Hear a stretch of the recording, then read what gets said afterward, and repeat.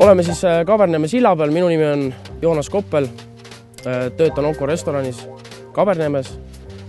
Olen töötanud siin juba algusest saati, kui me Oka avasime.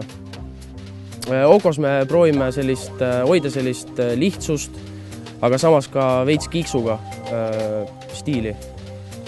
Okos siis meie toiduained, põhiliselt tooraine, proovime saada nii palju kui vähegi võimalik koha pealt, nii meres siit samast selja tagant, kui ka metsas, mis me leiame, samblad, marjad, juurikad, asjad. Ja isegi kui me siit mererest leiame kive, kala, võrkusi asju, me proovime isegi need toidus serveerimisel ära kasutada. Et proovime sellist lahedat suunda hoida.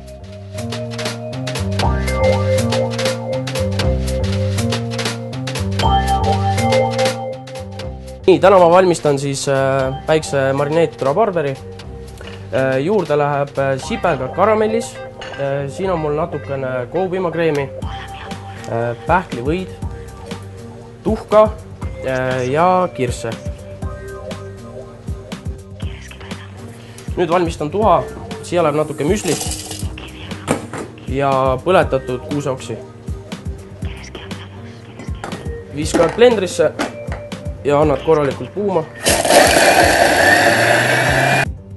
Nii, kuusevõrsa tuhka ma tegin siis niimoodi, et kasutasin pruuni suhkurt, korjasin metsast värskeid kuusevõrsaid, põletasin põletiga üle, lisasin suhkru, kuumutasin ajus ja jahvatasin pulbriks.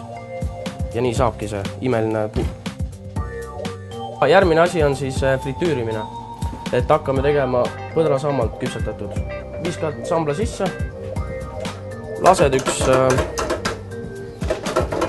5 sekundit umbes, võtad välja, siis ta läheb selliseks ilusaks, roheliseks. Viskad siia nõrguma ja mulle meeldib lisada natuke kuusevõrse siirupit, annab hea magusa maitse. Siis tõmbad ääred maha, et saaks ilusa sellise pika ristküliku. Nii.